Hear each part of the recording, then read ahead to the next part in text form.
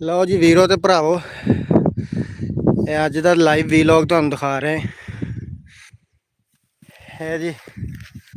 अपना कज़न अली भाई पट्ठे वढ़ लिया जी माल दे।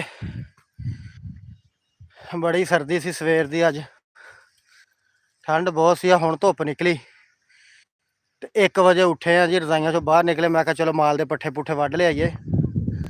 साडा छोटा वीर है अली भाई, ये जी फौज च हुंदा, माशाअल्लाह छुट्टी आया जी।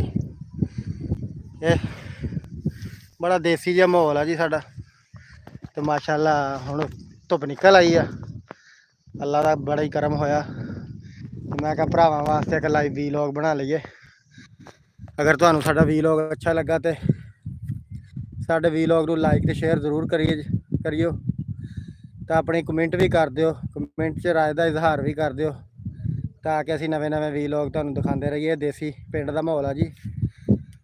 कणक देख लो माशाअल्लाह तैयार है। हुण तीजी वारी खाद पाती है, तो अल्लाह कीता ऐसे महीने के एंड च कणक की वाढी शुरू हो जानी। इंशाअल्लाह तुसीं साडे नाल जुड़े रहो, तुहानू हर नए दिन के नाल नवा वीलॉग बनावांगे लाइव भी, तो अपनी वीडियो भी अपलोड कराया करांगे इंशाअल्लाह।